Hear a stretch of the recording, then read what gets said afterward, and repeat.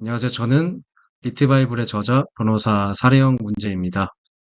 오늘 웨비나에서는 리트 시험의 전반적인 접근 방법과 효과적인 학습 전략에 대해서 세 가지 세션으로 나누어서 상세히 다루어 보고자 합니다.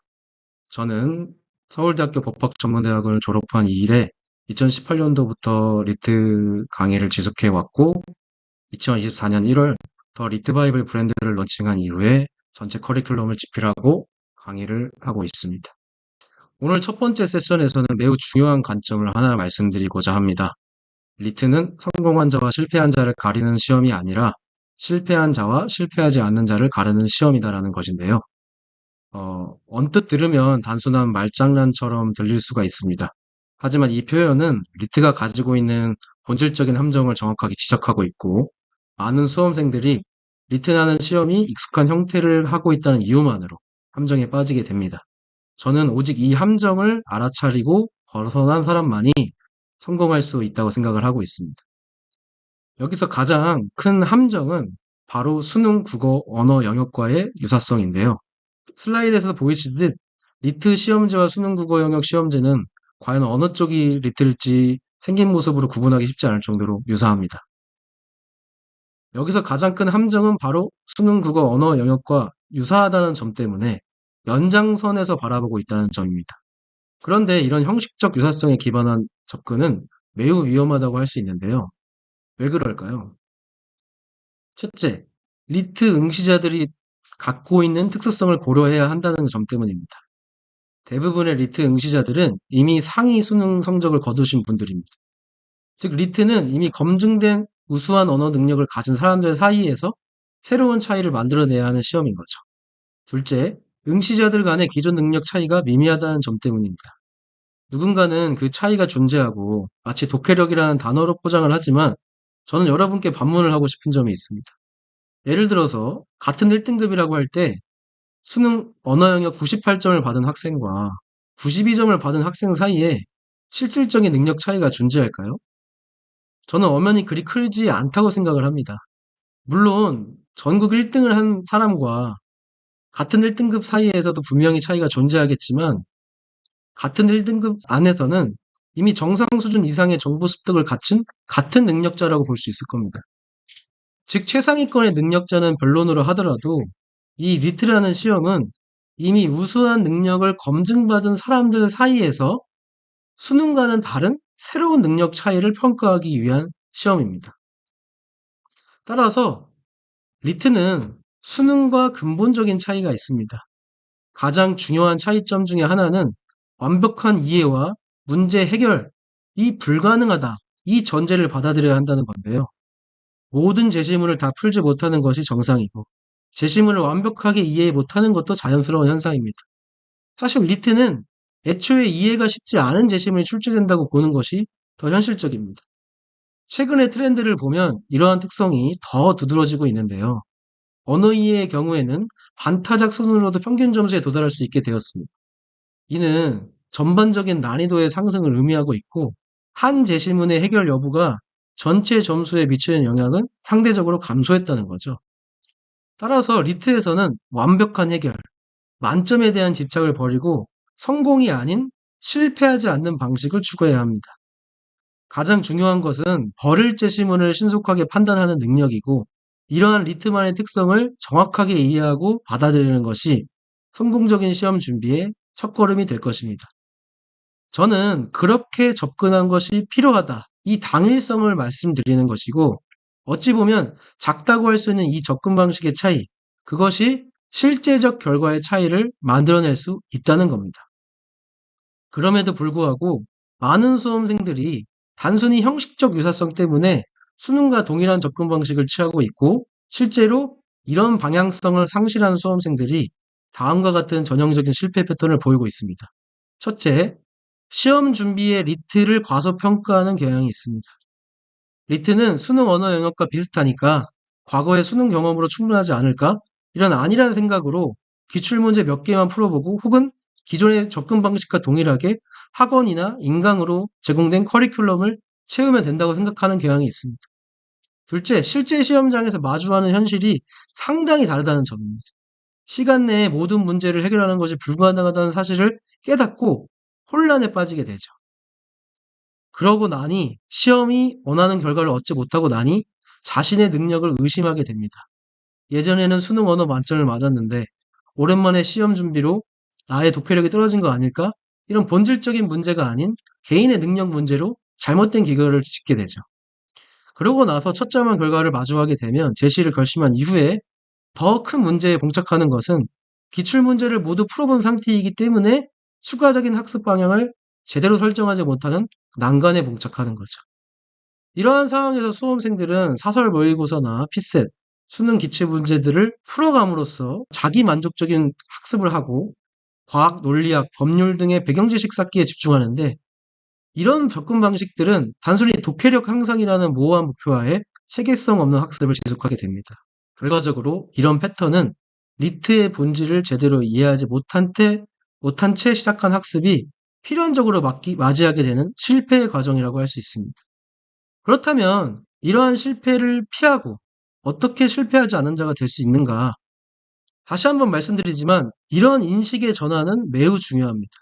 왜냐하면 이 시험에 대한 접근 방식이 여러분의 전체적인 학습 전략을 좌우하기 때문입니다. 리트만의 특성을 알고 무엇을 측정하는지에 대한 문제의식을 여러분이 가져보시라는 측면을 먼저 서두에 강조드리는 겁니다. 리트 바이블에서는 크게 두 가지 측면의 분석이 필요하다고 말씀드립니다. 정보 습득 차원, 정보 처리 차원을 구획하셔야 된다는 의미입니다. 이 접근법을 설명하기 이전에 하나의 비유를 들어보도록 하겠습니다. 다이어트의 실패 원인을 생각해 보자는 건데요. 다이어트를 왜 실패하죠? 우리는 살을 빼는 방법을 몰라서가 아니라 알면서도 하지 말아야 할 것을 반복하기 때문이죠. 리트도 마찬가지입니다.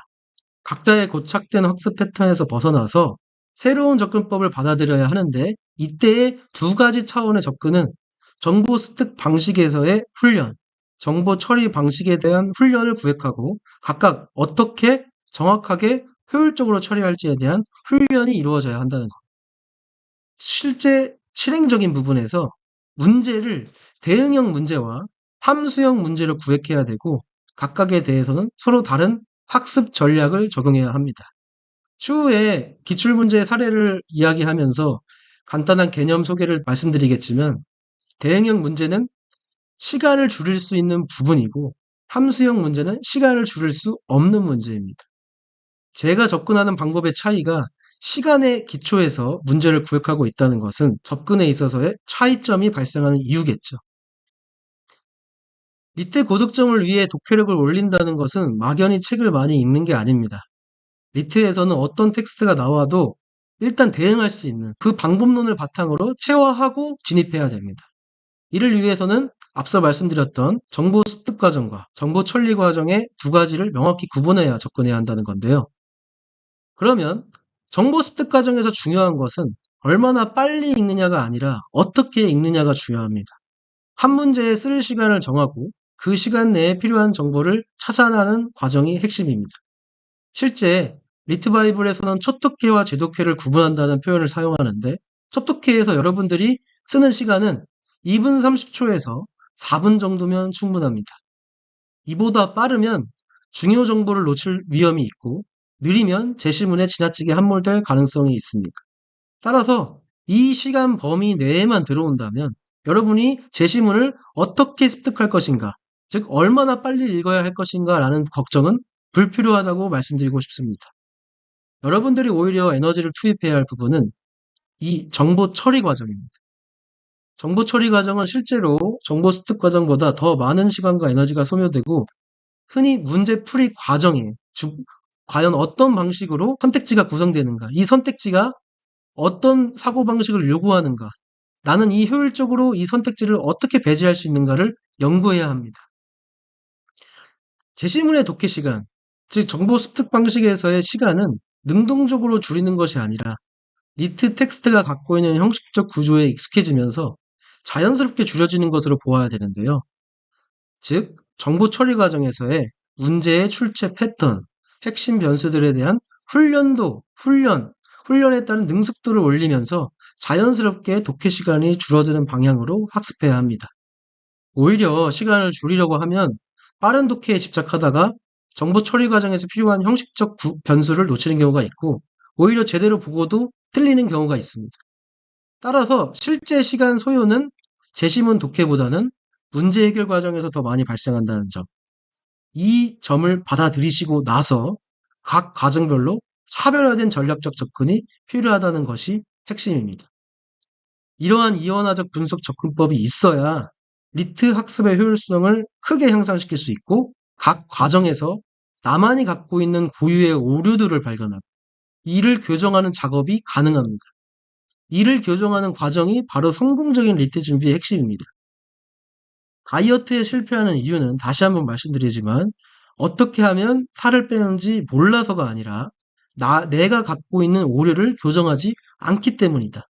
그 방식의 접근과 동일하다라는 점을 강조드리고 싶습니다.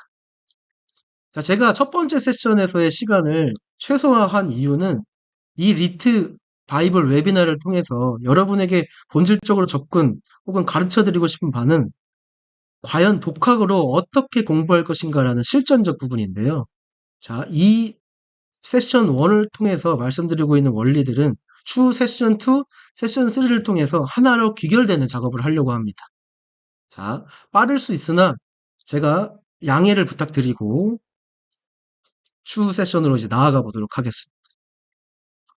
첫 번째 세션에서 다른 학습 방향은 사실 단순히 리트 고득점을 위한 것이 아닌데요. 이는 사실 로스쿨에서의 우수한 성적, 나아가 훌륭한 법조인이 되기 위한 기본적인 사고방식과 직결됩니다. 두 번째 세션에서는 리트가 단순한 시험이 아니라 실제 법조인의 능력과 직결된다는 점을 구체적으로 설명드리고자 합니다. 실제로 한 로스쿨의 컨설팅 결과와 최근의 통계 분석에 따르면 리트 성적과 변호사 시험 성적 간에 높은 상관관계가 있다는 것이 입증되었습니다. 따라서 최근에 로스쿨들이 괜히 입시 성적에서 리트 성적의 비율을 높이는 것이 아니라고 생각을 합니다. 물론 바람직한 현상이라고 말하는 것은 변론으로 하더라 말이죠. 이 사실을 거꾸로 해석해 보자면 여러분들께서 리트 공부가 버겁겠지만 이 리트를 고득점자로 만드는 작업들은 선택사항이 아니라 사실 의무사항이라고 할 수 있어요. 높은 리트 점수를 받을 수 있는 수험생은 단순히 로스쿨 입학에서 유리할 뿐만 아니라 높은 로스쿨 성적, 대외적으로 변호사 시험을 잘 볼 수 있는 능력, 나아가 현직 법조인으로서도 성공할 가능성이 높아지기 때문인데요. 더 나아가서 많은 수험생들은 리트와 실제 법학 실력은 무관하다고 생각하는 경향이 있습니다. 내가 리트라는 장애물만 통과하면 열심히 노력해서 로스쿨에서 잘할 자신이 있는데 이런 생각하시죠? 저도 그랬습니다. 그런데 제가 실제 변호사 업무, 실무를 경험하면서 느낀 생각은 정반대라는 겁니다. 실제로 뛰어난 법조인들은 리트에서 요구하는 사고방식을 실무에서 자유자재로 활용하고 있었고, 이러한 연관성을 저는 이번 세션을 통해서 설명드리려고 합니다. 저는 리트에서의 쟁점 발굴 능력이 실제 법조인의 핵심 역량과 직결된다고 생각을 하고 있고, 이 지점을 이해하시면 좋겠습니다. 즉, 리트는 좋은 법조인 선발 시험이라는 의도를 매우 잘 수행하고 있습니다. 사법고시에서 로스쿨 제도로 바뀐 지 벌써 10년이 넘었는데요. 이 기간은 사실 입시 전형의 파인 튜닝이 이루어지기에는 매우 충분한 시간이었고, 이런 관점에서 리트는 이미 수험생들에게 원하는 지점이 명확하고 실제로 잘 작동하고 있습니다. 이 지점에 맞춰서 에너지를 투입해야 하는데 그 지점이 이루어지지 않고 있다는 점을 인식하셔야 된다는 거죠.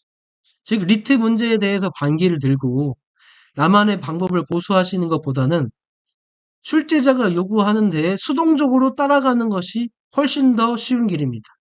그런데 수험생들은 그렇게 하고 있지 않다.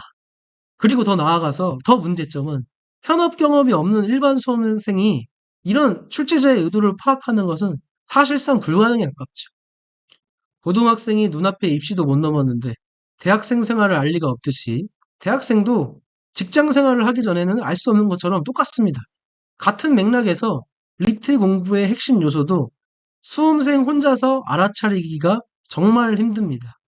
그런데 이런 부분에 에너지를 투입하지 않고 있다는 것이 내가 에너지를 많이 들여서 시간을 많이 들여서 공부했음에도 어려움이 발생하는 이유라는 겁니다. 따라서 저는 리트의 출제 원리를 아는 것만으로도 대부분의 수험생과 차별화가 될 수 있는 포인트가 되죠. 리트 정복의 방법은 결국 개인마다 일부 다를 수는 있지만 정복하고자 할 고지는 명확하고 이 출제 원리를 알고 모르고냐가 여러분의 남은 수험 기간의 방향성을 좌우하는 매우 큰 포인트라고 할 수 있겠습니다. 따라서 리트는 단순히 제시문의 정보를 얼마나 잘 암기했냐를 평가하는 시험이 아니다. 주어진 정보를 얼마나 효과적으로 활용할 수 있는가에 있다. 실제로 수험생이 가장 어려움을 겪는 지점은 제시문의 난이도 구제차보다는 선택지에서 새로운 정보가 제시될 때이다.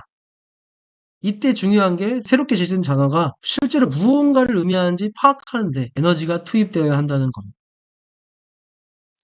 여러분들께서 단순히 시험 합격 전략을 위한 접근이 아니라 실제 법조인으로서 핵심 역량을 기르는 과정이 된다는 점에서 여러분들은 주어진 정보를 효과적으로 활용하고 새로운 정보와의 연결점을 찾아내고 이 부분에 집중하셨으면 좋겠습니다.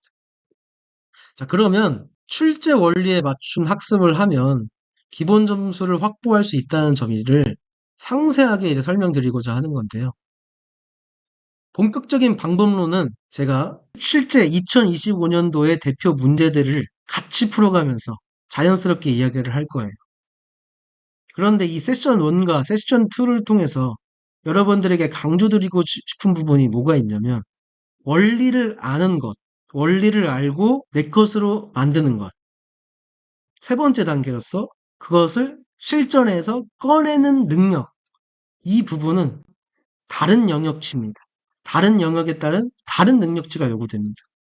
올해 제가 시험이 끝나고 나서 많은 선배 수험생분들한테 연락이 왔어요. 시험을 성공하신 분들이든 자기가 원하는 결과를 얻지 못하신 분들이든 공통적으로 받았던 응답 가운데 가장 기억에 남는 답변은 제한된 시간, 즉 극도로 제한된 환경에서 내가 원리를 적용하는 연습, 즉 핵심 변수로 도출해내는 시간이 부족했다. 그것이 한 달, 두 달이 있었으면 더 원하는 결과를 얻을 수 있었겠다. 이 부분입니다. 따라서 이 세션 2의 결론은 뭐라고 짚고 싶냐면 리트에서의 출제 원리에 맞춘 학습, 더 나아가 여러분들이 궁극적으로 투입 혹은 노력하셔야 될 부분은 제한된 시간, 극도로 제한된 환경에서 형식적 변수의 발견 능력을 쌓는 것이 핵심입니다. 이는 단순한 문제 풀이 능력이 아니라 실전적 역량을 의미하고 최근의 리트 난이도를 고려했을 때는 최소 5주에서 6주에서 이 연습이 필요합니다. 결국 무엇을 어떻게 왜 공부해야 하는가라는 질문의 답은 이 출제 원리를 이해하는 데서 시작되고 거기서 끝나면 안 되고 실전에서 어떻게 내 것으로 꺼낼 수 있는가 이 부분에 대한 마지막 시간이 투입되어야 합니다. 출제자들은 형식적 변수를 발견할 수 있는가를 평가하는데 어렵고 길고 복잡한 텍스트들은 여러분을 현혹하지만 결국 형식적 변수로 발견하는 방법으로 문제를 풀어보면 생각보다 쉽게 풀리는 문제들이 많은 이상을 차지합니다. 리트 시험의 압박감은 의도된 상황이고 시험의 텍스트는 의도적으로 어렵게 길고 시험 시간은 의도적으로 턱없이 부족하게 설계되어 있습니다. 이는 우연이 아니라 등수를 나누기 위해 필연적으로 설계된 부분이고 이 사실을 모르면 자신의 능력 부족을 탓하게 돼요.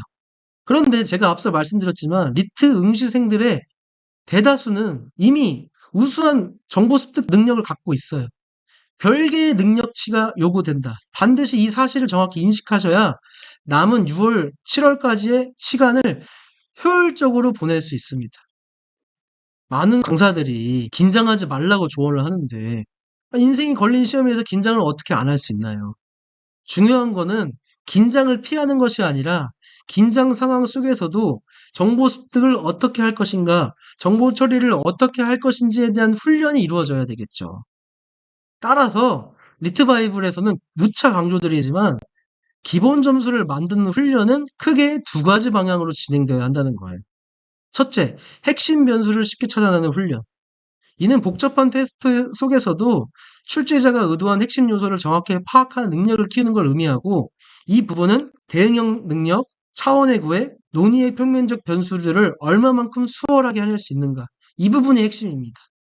그 훈련을 하다 보면 필요한 정보들을 효과적으로 추출하고 문제 해결에 활용하는 능력들이 다 자연스럽게 발전이 됩니다. 그런데 그거에서 끝이 아니에요.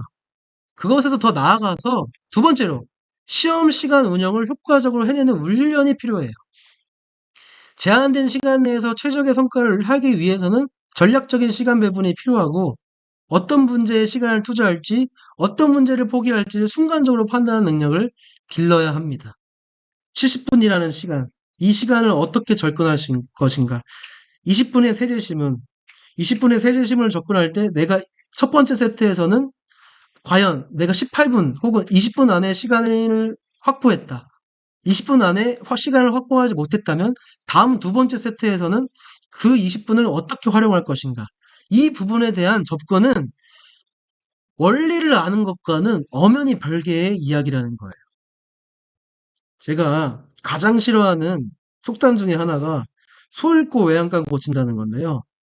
사람은 실패하지 않고서는 그게 소인지 몰라요.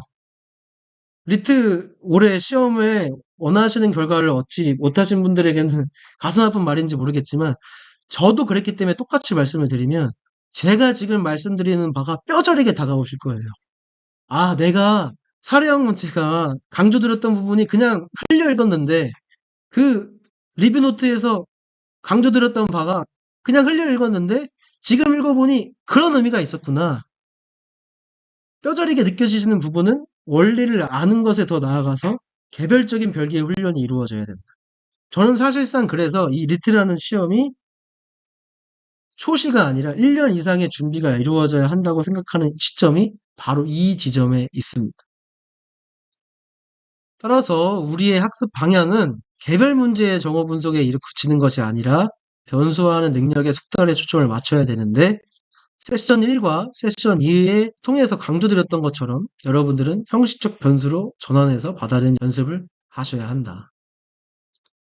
자, 제가 세션 1과 세션 2를 사실상 빨리 넘어간 측면은 세션 3를 위해서입니다.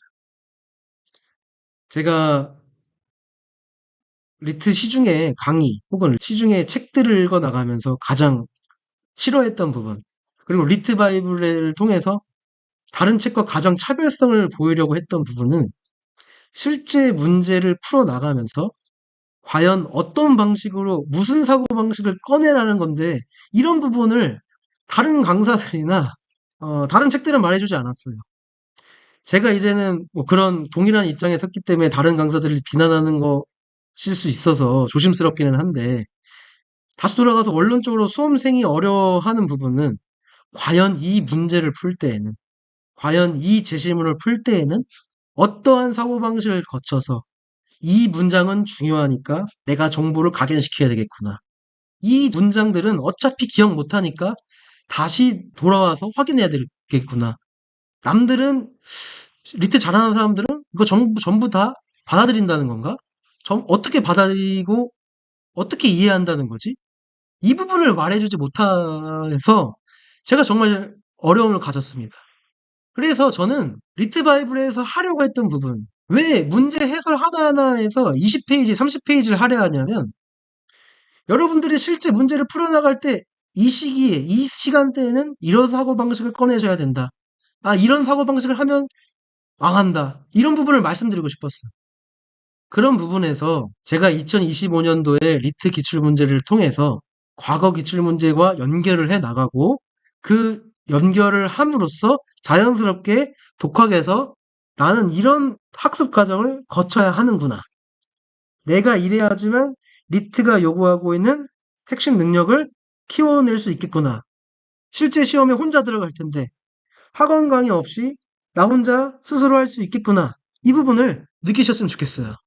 그래서 제가 과격한 표현일 수 있는데 사기꾼이 안 되면 좋겠다라고 하는 부분은 바로 이 부분입니다.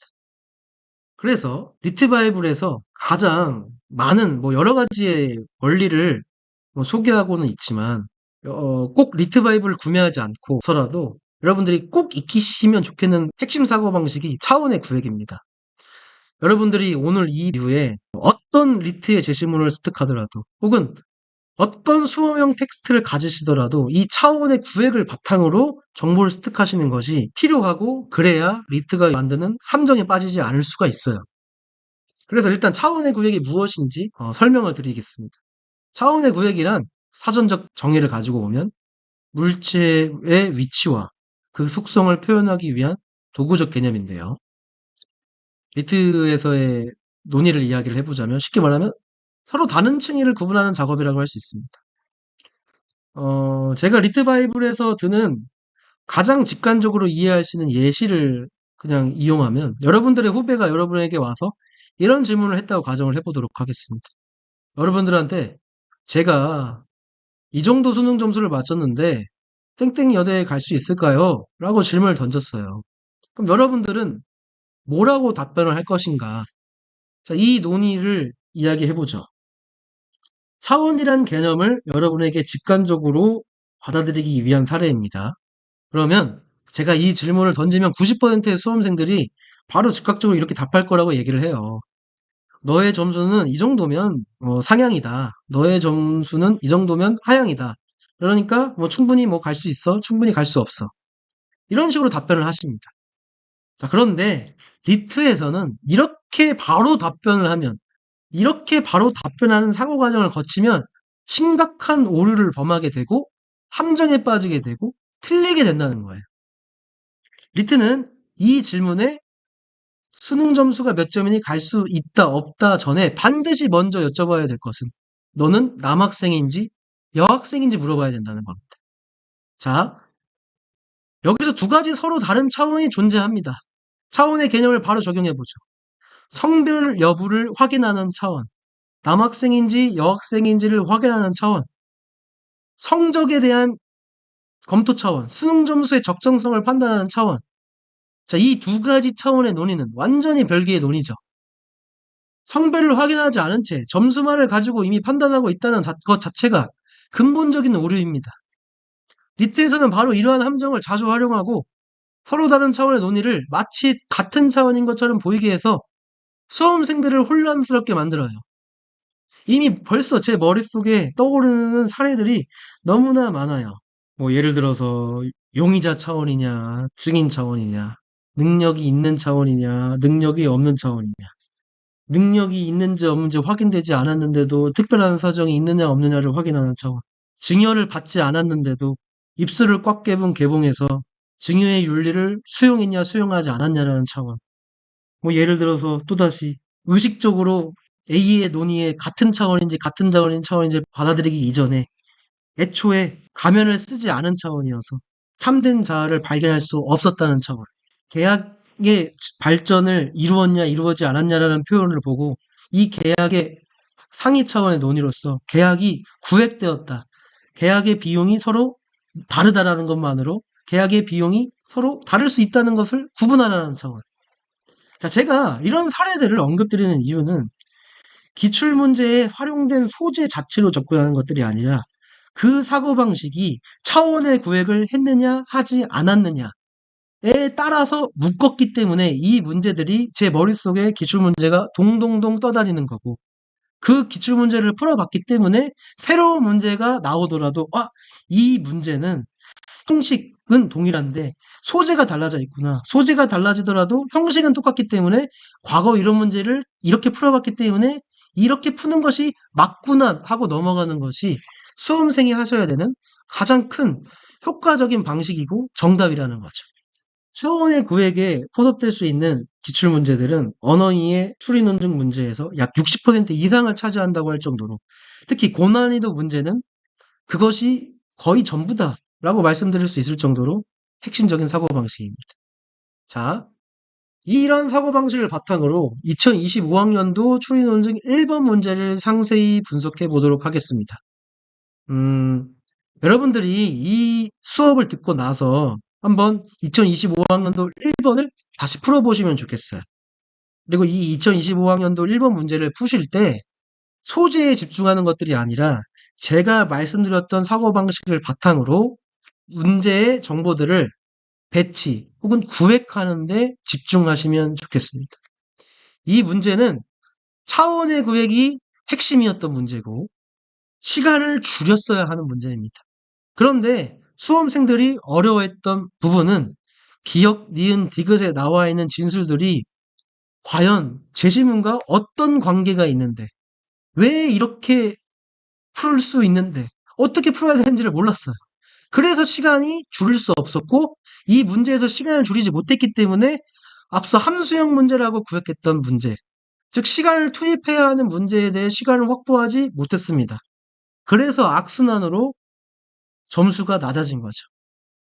대응형 문제라고 앞서 세션 1에서 구획했던 문제의 유형에 속하고 이 문제를 얼마만큼 빨리 풀 수 있느냐가 핵심이었는데 이 부분에서 중요한 사고 영역은 차원의 구획이었습니다. 자, 이 문제는 부사관과 장교의 의무 복무 기간을 사병과 동일한 수준으로 단축할 수 있는지에 대해서 갑과 을의 입장 차이를 다루고 있었습니다. 이 문제를 제대로 이해하기 위해서는 갑과 을의 차이점을 무조건 수능 점수가 얼마인지 바로 살펴보기 이전에 개별적으로 그 부분에 주목하기 이전에 전제된 상황을 정확하게 파악해야 합니다. 현재 부사관과 장교의 의무 복무 기간이 길고 사병은 짧다라는 차이가 존재하죠. 문제의 핵심은 이 차이를 없애고 동일하게 만드는 것이 가능한지에 대한 논쟁입니다. 갑의 입장을 보면 개정안에 반대하며 서로 달리 보아야 한다는 표현을 사용합니다. 이를 통해 갑의 입장을 명확히 파악할 수 있었고 이 지점까지는 어렵지 않았어요.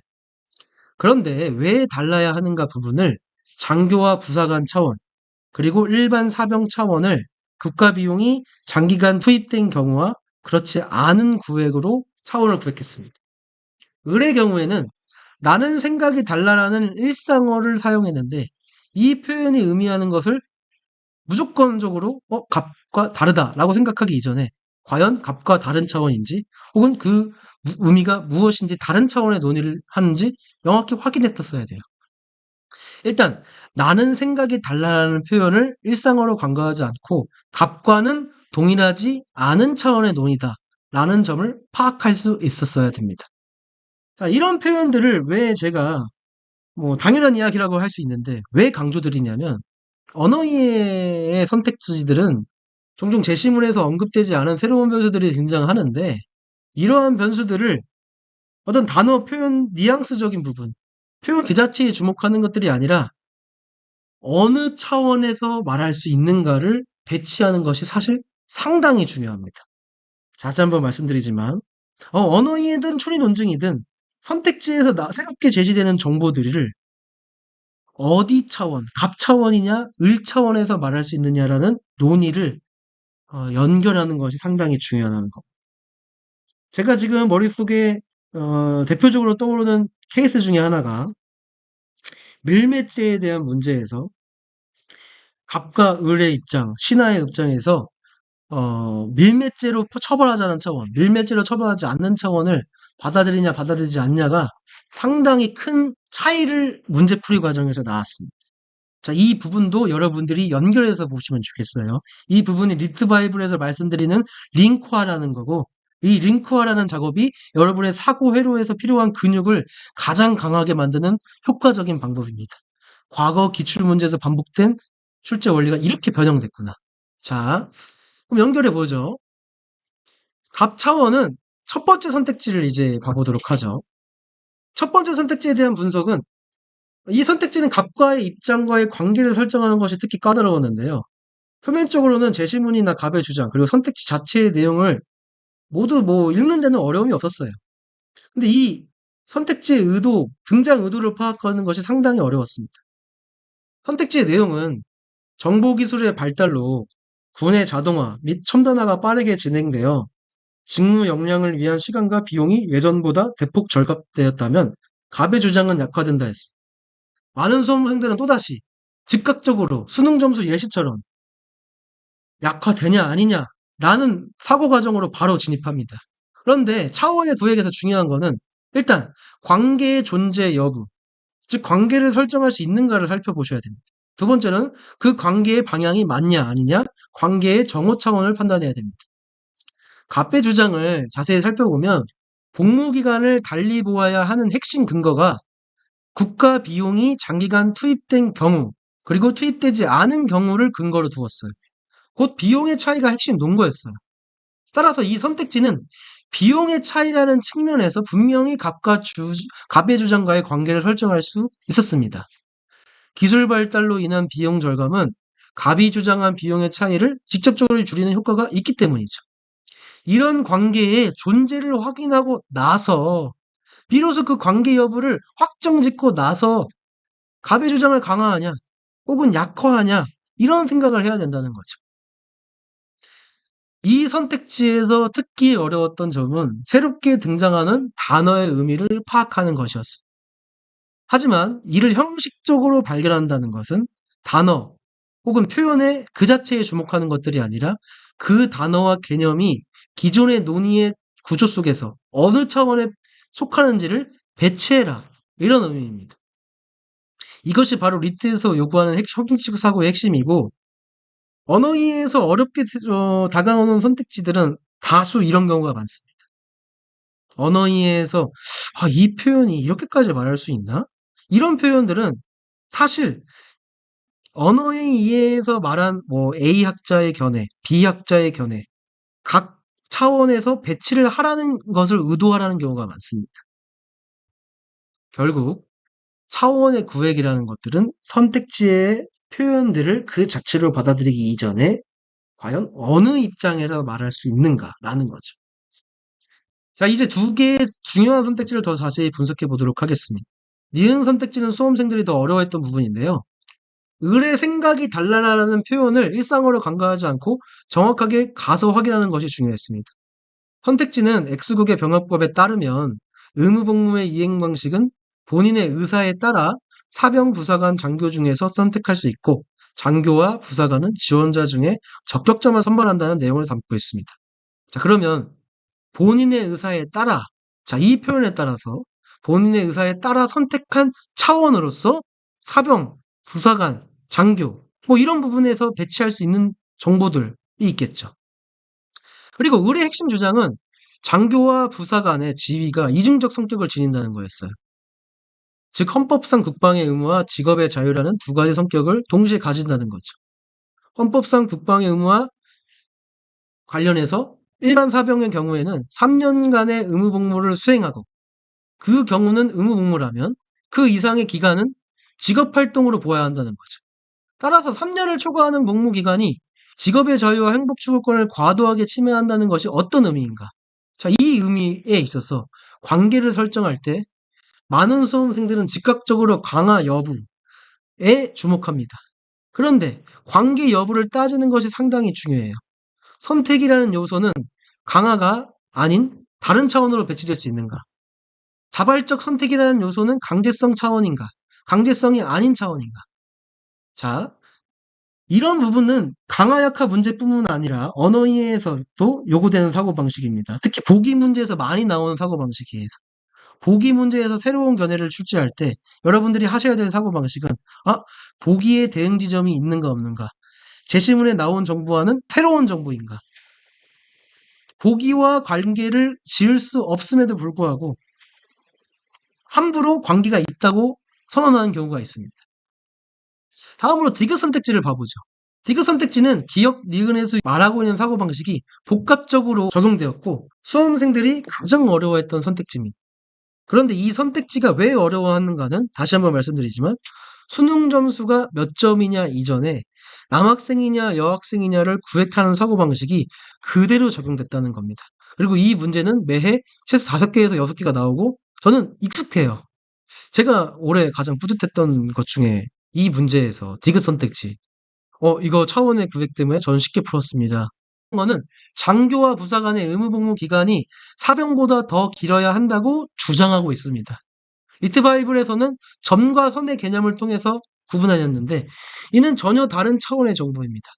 길다, 짧다라는 비교는 절대적 판단이 아니라 누구보다 길어야 한다는 상대적 관계로서 비교라는 관계가 설정되어야 합니다. 그런데 디귿 선택지에는 단순히 3년이라는 기간이 합헌이다. 이런 정보가 제시되어 있어요. 3년이라는 기간이 짧다, 혹은 뭐 그것이 적당하다라는 주장은 갑과는 직접적인 관계를 맺기가 어렵습니다. 따라서 관계의 유무 차원에서 각하시킬 수 있냐 없냐. 수능 점수를 따지기 이전에 남학생이라서 제껴진다. 갑돌이가 타당하냐 타당하지 않느냐의 이전에 용의자 차원이기 때문에 일정한 요건을 갖춘 증거가 아니라서 제껴진다.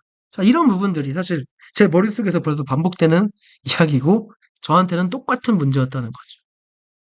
똑같은 문제라고 이야기할 수 있는 사고방식이 얼마나 많은가라는 부분들은 여러분들이 기출문제를 분석하면서 하셔야 될 학습 방향 중에 하나입니다. 이 기출문제의 첫 번째 문제를 통해서 제가 여러분하고 정리하고 싶은 부분은 두 가지가 있는데요. 첫 번째, 시간을 어떻게 줄일 수 있는가라는 부분입니다. 시간을 어떻게 줄일 수 있는가라는 부분은 실제 시험에서 아무리 공부를 열심히 해도 기억, 니은, 디귿 선택지에 못 봤던 정보가 나오면 당황합니다.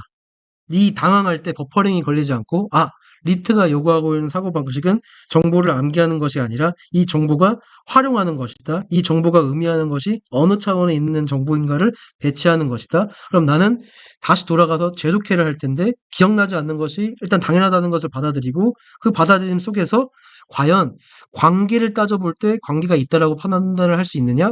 관계가 있다라고 판단이 된다면 관계의 방향이 맞는가? 그 부분을 판정하면 되는 거지. 이 표현이 과연 여기까지 말할 수 있어? 라는 이런 뉘앙스적인 부분을 판단하는 것이 이 시험이 요구하고 있는 부분이 능력이 아니라는 거죠. 이 부분을 받아들이신 분들이 추리 논증 1번 문제를 풀어 나갈 때 용이성을 갖고 시간을 줄였어야지 뒷부분의 함수형 문제, 시간을 줄일 수 있는 없는 문제, 계산 문제 어떻게 빨리 푸나요? 과학 문제 어떻게 빨리 푸나요? 전국 1등이 와도 빨리 못 풀어요. 리트 160, 150 맞는 분들도 이 문제는 시간이 확보되어야 맞출 수 있어요. 그 부분에 대한 선순환을 가질 수 있는 구조는 이 1번 문제에서 시간을 줄일 수 있어야 한다는 거죠. 자, 제가 첫 번째 부분으로서 시간을 어떻게 줄일 수 있는가라는 부분을 이야기했습니다. 그런데 두 번째 부분으로서는 에너지의 절약 부분에서도 이야기를 하려고 해요. 제가 세션 1과 세션 2를 통해서 결론적으로 강조드리려고 했던 부분은 원리를 아는 것, 원리를 내 것으로 만드는 것, 궁극적으로 실전에서 이 원리를 꺼내는 것, 실전에서의 활용 가능성 부분이었죠. 실전에서의 활용 가능성 부분은 시간만이 문제가 아니라 사실 체력적인 부분도 문제가 됩니다. 올해 리트 응시자분들 시험을 인생을 걸고 보는데 언어이해 끝나고 방전되신 분들 많을 거예요. 왜냐하면 저 역시도 첫 번째 시험에서 그랬거든요. 제가 책에도 써놨지만 저는 언어이해 첫 시험을 보고 나서 추리 논증에서 반타작했어요. 근데 왜 반타작했을까를 분석하셔야 된다는 거예요. 저는 언어이해 제시문을 다 암기하는 방식으로 접근을 했고, 그래서 체력을 많이 썼고, 그래서 추리 논증에서 형식적 변수를 꺼낼 수 있는 사고 능력이 되지 않았습니다. 그 반타작을 했던 이유는 정보를 모두 다 받아들이려고 하는 잘못된 접근 방식이 있었죠. 잘 볼 수 있으려면 시간도 전제되어야 하지만 이 40분, 2시간이 넘는 시간 내에 체력이라는 변수를 분기적으로 계속 관리할 수 있는 능력이 있어야 됩니다. 이 부분이 앞서 말씀드렸던 세 번째 그 한 달, 나머지 시험 전 5주, 6주간 하셔야 되는 작업이죠. 여기서 수험생분들이 저한테 해주셨던 질문 중에 가장 많이 받고 저 역시도 발생했던 현상은 실전 연습을 할 때 하프로 풀 때랑 풀셋으로 풀 때마다 점수가 다르다. 하프 때는 잘 맞추는데 그것을 2배에서 풀셋으로 풀면 오히려 점수율이 떨어진다. 그게 당연하다는 거예요. 그 능력은 별개의 능력이라는 거예요. 그 능력치에 대한 연습을 하기 위한 시간을 확보하셔야 된다는 거죠. 물론 이 과정에서 어떻게 해야 될 것인가라는 구체적 플랜은 제가 마지막 부분에 A to Z라고 했던 그 학습별 전략으로 말씀을 드리겠지만, 이 세션 1부터의 세션 3까지의 흐름들은 다 최종적으로 이 6주 나머지 기간의 학습의 중요성을 강조드리는 데 있다는 겁니다.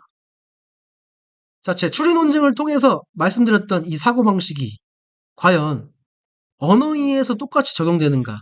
자, 이 부분도 함께 이제 이야기를 해보도록 하겠습니다. 제가 2025년도에서의 첫 번째 제시문은 정말 쉽게 수험생들이 풀기를 바랬고, 차원의 구획 그 자체가 전부였던 문제였습니다. 근데 차원의 구획 자체가 전부라는 말을 좀 더 구체화하면 정보 습득 과정에서도 차원의 구획을 했냐 하지 않았냐가 실전 난이도를 결정지었다는 점. 두 번째로 정보 처리 과정에서 출제자가 차원의 구획을 이용한 정답으로 출제했기 때문에 쉽게 발견해낼 수 있었다는 것. 이 점이 용이하게 이 제시문을 풀 수 있는 이유 중에 해당했습니다. 제가 안타까운 것은, 그리고 저도 이해하는 부분은, 실전에서 이런 훈련을 했더라도 꺼내는 건 다른 차원의 능력이었기 때문에 많이 어려워하셨다는 거예요.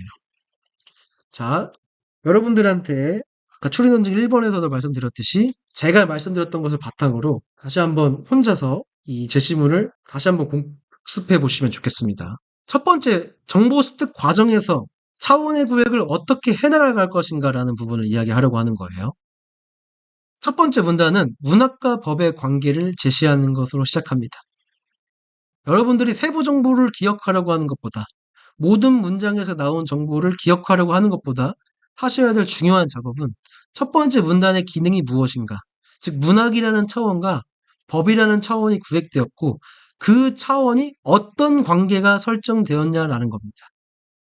뭐 이양 대립 뭐 이런 단어보다 오히려 이양 관계라는 단어가 더 명확할 수 있습니다. 관계의 설정 여부를 파악하고 그 이후에 관계의 양상, 누군가는 대립의 관계일 거고 누군가는 뭐 유사한 관계일 거고 뭐 이런 부분들은 관계의 여부를 확인한 이후에 파악해야 될 부가적인 정보예요. 여러분들은 첫 번째 문단에서 추후 전개될 논의의 방향을 제시하는 상위 차원의 역할을 첫 번째 문단이 하고 있다. 특히 뉴게이트 소설을 구체적인 사례로 들면서 문학이 법개혁을 촉구하는 수단이라는 어떤 수단이라는 관계의 양상을 보여줍니다. 첫 번째 문단에서 더 이상의 기억은 어려워요. 다만 첫 번째 문단이 하는 기능을 알고 가셔야 한다는 거고요. 두 번째 문단은 첫 번째 문단에서 제시한 법과 문학의 관계를 확장하는 기능을 합니다.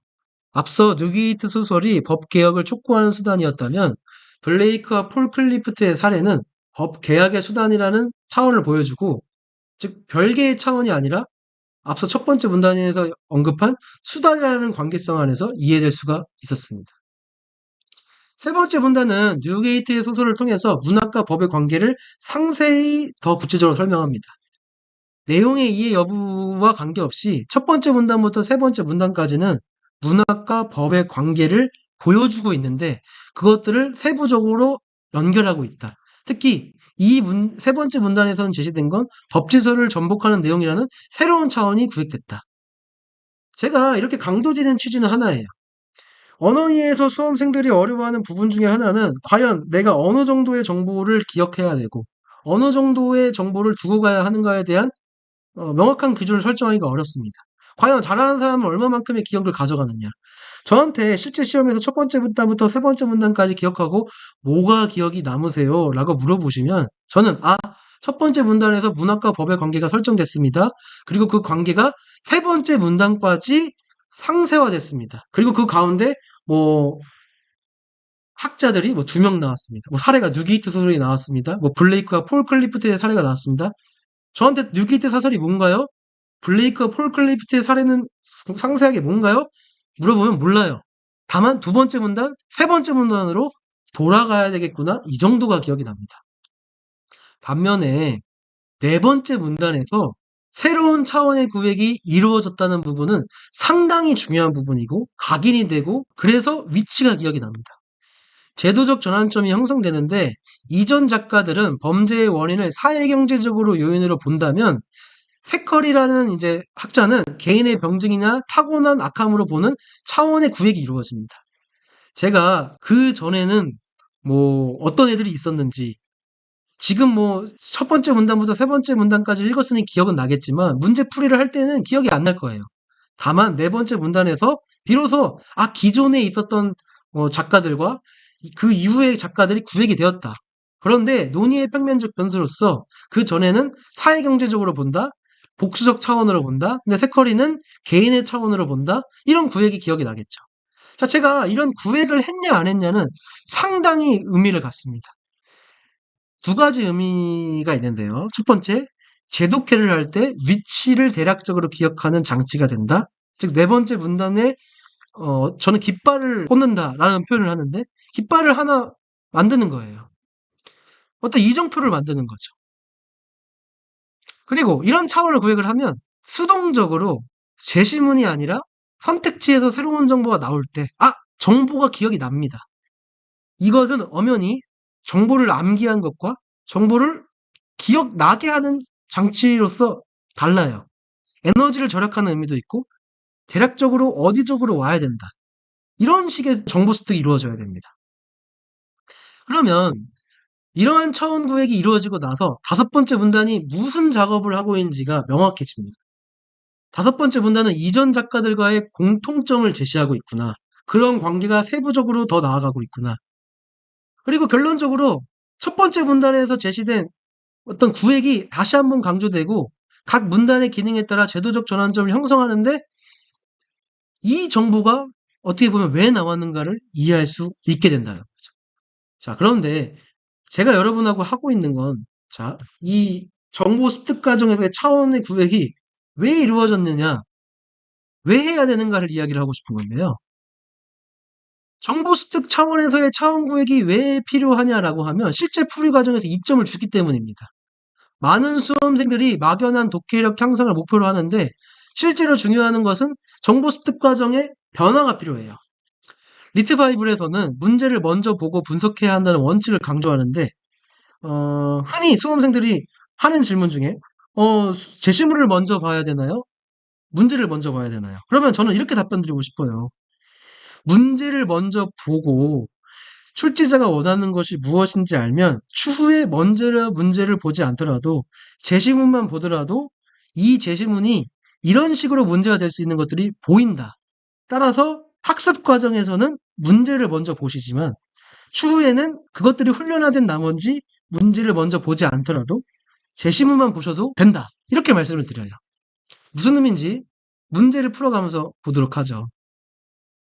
2025학년 언도 언어이의 1번, 네, 2번 선택지가 바로 그 문제였습니다. 뉴게이트 소설은 범죄를 질병으로, 형벌을 치료로 이해한 당대 범죄 담론을 강화했다. 일반적인 수험생들은 이런 선택지를 맞이했을 때 질병 혹은 치료 이런 단어들의 뉘앙스에 집중하거나 이 표현이 제시문에 어디 나왔지? 이 표현과 일치할 수 있는가? 이런 부분에 집중해요.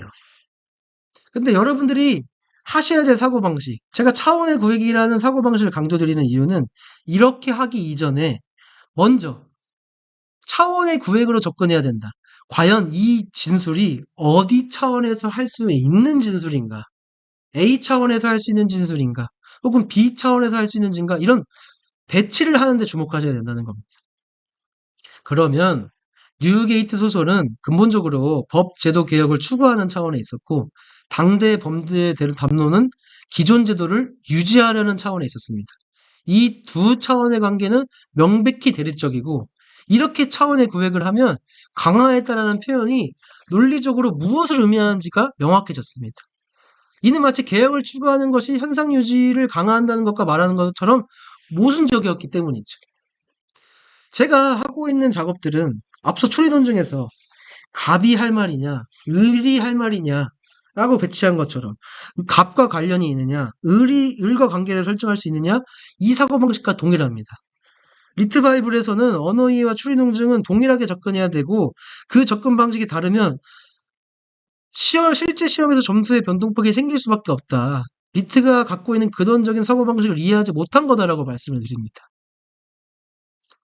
이 지점 때문에 언어이해와 추리논증은 같다라고 말씀을 드리는 거고 언어이해에서는 제시문이 길기 때문에 정보를 습득하는 차원에서의 부가적인 훈련이 필요할 뿐이다. 이 지점을 받아들이시면 좋겠습니다. 두 번째 문제. 2번 선택지 니은 동그라미는 살아남기 위해 주어진 계급의 위치와 역할에 순응해야 하는 운명을 가리킨다.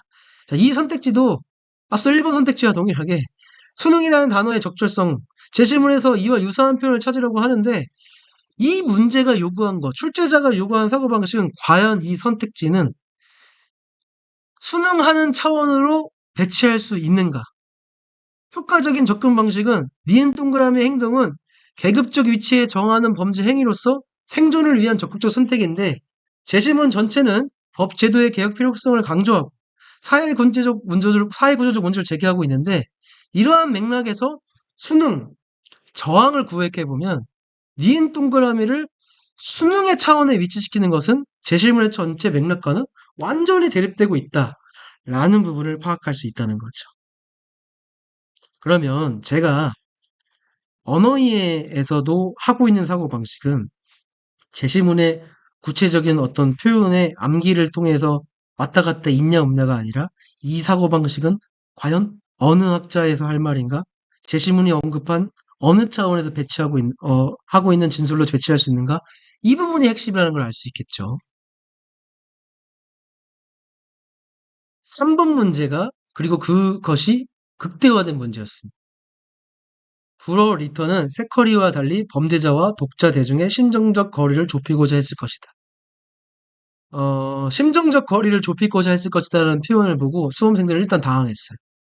그런데 저한테는 이 5번 진술이 나온 위치도 기억날 뿐만 아니라 이 차원의 구획이 애초에 기억이 났다는 거죠.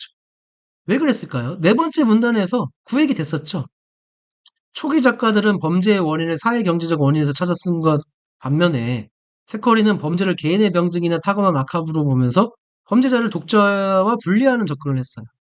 만약 이런 차원의 구획이 이미 이루어졌다면 5번 선택지가 의미하고 있는 것, 즉 심층적 거리를 좁히려고 했다는 표현이 단순히 문장에서의 뉘앙스적 이해가 아니라 작가들의 근본적인 접근 방식을 나타내기 위한 다른 단어로의 패러프레이징이라는 겁니다. 법조인으로서 요구되는 방식, 효율성이 있냐, 효과적이냐 이런 표현을 나타낼 때 50%의 인력 달 감축을 이뤄냈다. 20%의 생산량을 증가했다. 이런 표현들은 과연 어느 기준에 따른 정보지? 평가 기준에 따르면 상장의 기준 심사서에 따르면 어느 기준에 해당하지? 이런 작업과 동일하죠. 결론적으로 차원의 구획은 단순한 분류 작업이 아닙니다. 정보를 체계적으로 구조화하고 선택지의 표현에 지엽적으로 함몰되지 않게 하는 방식이고 수험생들은 이 지점에서 시간을 소모하는데 빠르고 정확한 판단을 가르게 하게 하는 핵심적인 사고 도구죠. 이것이 바로 리트에서 요구하는 진정한 형식적 사고의 실체이고 이를 능수능란하게 활용하는 것이 저는 리트의 고득점으로 가는 시작점이자 전부라고 말씀을 드리고 싶은 겁니다. 자, 제가 지금까지 2025년도의 대표적인 사례를 통해서 어, 근원적으로 리트 바이블에서 말씀드리고 있는 차원의 구획의 사고방식을 강조드렸는데 이 사고방식은 매해 수험생들이 어려워하는 사고방식이에요. 근데 왜 어려워하냐라고 하면 의식적으로 꺼내야 함에도 불구하고 의식적으로 꺼내는 것이 실전이라는 변수를 고려했을 때 상당히 어렵습니다. 그래서 별개의 훈련이 이루어지면 인위적으로 하지 않으면 틀리는 함정에 빠지는 경우가 많아요. 그래서 이 연습은 반드시 별개로 이루어져야 합니다. 자, 그러면 제가 이 부분을 과연 혼자 공부할 때 어떻게 이제 시기적으로 여러분들이 이루어졌으면 좋겠냐라는 부분을 월별로 설명을 드리고 싶습니다. 수험생들은 단순히 문제를 많이 풀면 된다고 생각을 하는데 시기별로 명확한 목표와 전략을 바탕으로 접근을 하면 이점을 가질 수 있고 그 이점은 시험 이전에 6주에서 7주를 어떻게 활용하느냐의 방향성이 결정됩니다. 그런 면에서 11월에서의 1월까지의 전략은 다음과 같습니다. 여러분들이 이때 기출문제 1회독을 추천드리는데 이 회독의 의미를 정확히 할 필요가 있어요. 막연하게 리트 전 개념 문제를 풀어보는 건 큰 의미가 없습니다. 어차피 이때 푸는 건 리트가 이렇게 구성되어 있네. 언어이해는 이러해. 추리논증은 이러하네. 이런 식으로 파악하는 작업이에요. 즉 그냥 초벌 작업입니다. 그래서 전 개념을 푸시기보다는 초시생이라면 최근 5개년, 재시생이라면 6개년에서 8개년 정도를 심층 분석하시면 좋겠어요. 그리고 제가 조언드리고 싶은 거는 전 개념 문제를 이제 풀어볼 필요도 없습니다. 리트에 시험이 10개년 이상 축적되면서 초기의 리트 출제 방식은 지금과 많이 다르고 버려야 될 문제들이 있습니다. 그 문제를 오히려 풀지 않는 것이 더 나을 수 있어요. 여러분들이 이 5개년, 최근 5개년들을 분석하시는 것만으로도 이 시기는 충분하다. 이 5개년을 분석하실 때 심층 분석을 하셔야 된다는 건데, 이 심층 분석은 단순히 문제의 정답을 맞추는 게 집중하는 것이 아니라 기출문제에서 반복적으로 등장하는 출제 형식에 익숙해져야 됩니다. 2025년도 1번에 나왔던 사고방식이 2024년도 2번하고 똑같은 것 같은데? 2023년도에 나왔던 1번하고 완전 동일한 사고방식을 구획하고 있네? 차원의 구획이 이런 방식으로 변주되는 거구나. 아, 이런 분들이 있네? 이런 것들에 주목하시면 좋겠어요. 즉, 이 작업들이 왜 의미가 있냐라고 하면 2월부터 3월간의 진정한 리트 해독 시간의 의미를 배가시키기 위해서입니다. 11월에서의 1월 시기, 어떻게 보면 대다수의 수험생들에게는 방학으로서 리트에 온전히 집중할 수 있는 얼마 안 되는 시간인데요. 많은 수험생들이 이 앞서 말했던 초벌 작업, 11월에서 1월에 해야 할 작업들을 전개념 문제를 푸느라, 아무 이유 없이 단순히 기출 문제를 눈으로 푸느라 시간을 효비하는데 효율적인 방법이 아닙니다. 앞서 1회독을 전제하고 이 시기에 이루어져야 되는 작업은 리트의 원리를 단순히 아는 것에 그치지 않고 내 것으로 만드는 시간으로 활용해야 합니다. 즉, 버퍼링을 줄이는 작업에 집중해야 하는데요. 제가 학습이 세 가지 방향으로 이루어져야 된다고 말씀드렸죠. 원리를 아는 것, 원리를 내 것으로 만들고 적용하는 것, 그리고 실전에서 적용할 수 있는 훈련을 하는 것. 자, 여러분은 엄연히 첫 번째 시간이 아니라 두 번째 작업이 이루어져야 된다는 거예요. 그럴 때 버퍼링을 줄인다는 것은 기출문제의 특징, 본인에게 어렵게 다가오는 변수, 해당 문제가 요구하고 있는 사고방식을 이해하고 리트 문제를 볼 때 문제 그 자체를 파악하는 데 생기는 예열 작업을 줄이셔야 된다는 거죠. 이런 작업은 늦어도 4월까지는 완료되어야 되고 이 시기를 어떻게 보내느냐에 따라가 이후 실전 연습을 위한 1개월에서 2개월의 시간을 얼마만큼이나 효율적으로 활용할 수 있을지가 결정됩니다.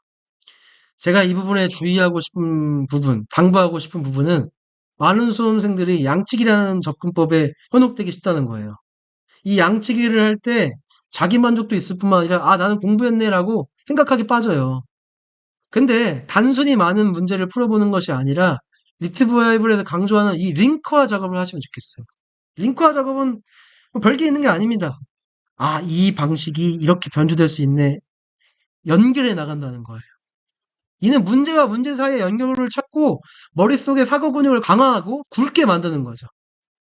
출제 의도를 파악한다는 의미가 바로 이거고 변주되는 양상에 내가 대비하는 겁니다. 결국 리트의 준비의 핵심은 이런 시기별로 나의 명확한 과제를 설정한 이후에 하나하나씩 나아가야 될 텐데 그 이후에 그럼 본질적으로 5월, 6월, 4월, 5월에는 뭐가 이루어져야 되냐? 자, 4, 5월 달에는 기출문제에서 벗어나는 작업을 해야 됩니다. 이때 여러분들이 수능 문제를 활용하실 수도 있고 필생 문제를 활용하실 수도 있고 사설 문제를 활용하실 수도 있겠지만 그동안 훈련했던 리트바이블의 원리를 적용하시는 과정을 계속하셔야 됩니다. 이때 새로운 문제를 출전드리는 이유는 왜냐? 아는 것과 적용하는 것은 엄연히 다르고 그 과정 속에서 나만의 오류가 도출됐기 때문입니다. 그 나만의 오류를 도출하고 그 오류를 개정하는 작업, 그 오류를 바꿔가는 작업은 엄연히 달라요. 그 부분에 에너지를 빨리 투입하셔야 되겠죠. 자, 그리고 이 부분이 이루어지고 나서는 제가 세션 1과 세션 2를 통해 강조드리고자 했던 부분, 최근에 리트 난이도를 구분할 때, 최근에 응시생 수 증가를 고려할 때, 이 부분은 별개의 영역으로 다뤄줘야 됩니다. 원리를 아는 것과 적용하는 것, 그리고 실전에서 적용하는 것이 다르다면, 여러분들이 풀셋을 연습하면서 나한테 발현될 수 있는 문제점은 분명히 또 다르게 새롭게 도출됩니다. 이 부분에서 생기는 문제들을 파악하고 실전이면 어떻게 해야지? 아, 내가 이거 20분 안에 세제 지문을 못 풀었을 때는 어떻게 해야 되지? 내가 추리 논증 20문제를 뭐 예를 들어서 1시간 안에 풀어야 되는데 15문제를 밖에 못 풀었을 때는 추후에 시간 관리를 어떻게 해야 되지? 체력 관리를 어떻게 해야 되지? 이런 부분들을 계속 연습하셔야 된다는 거죠. 이 부분에 대한 접근은 엄연히 다른 접근이고 이 시기를 위한 어떤 얼리의 습득 과정, 훈련 과정이 리트 바이블이 집중하고 있다는 거죠.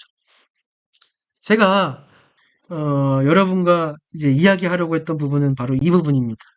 어차피 여러분들은 훌륭하신 분들이고 저보다 더 잘하실 수 있어요. 그런데 왜 그것이 실제 결과로 나타나는 분들과 나타나지 않는 분들과의 차이점이 어디서 발견하는가에 생각보다 수험생들은 많은 에너지를 투입하고 있지 않습니다. 이 부분에 대한 에너지를 투입하는 것이 남은 기간의 방향을 좌우하고 리트의 성공 확률을 결정짓니다. 누군가는 이런 고민을 하지 않고 애초에 성공하는 사람들도 있어요. 근데 그게 나이면 좋겠지만 그게 나이지 않은 확률이 상당히 큽니다. 저 역시도 그랬고. 그런데 과연 그 부분이 내가 불가능한가라고 하면 불가능하지 않다는 거죠. 그 부분에 대한 시행착오를 줄일 수 있는 방법으로 독학으로서 어떻게 해야 될 것인가라는 부분을 저는 이제 5년이 담고자 이제 리트 바이블에서 주목을 했고, 여러분에게 그런 방법적인 부분들이 조금이나마 전달됐으면 좋겠습니다.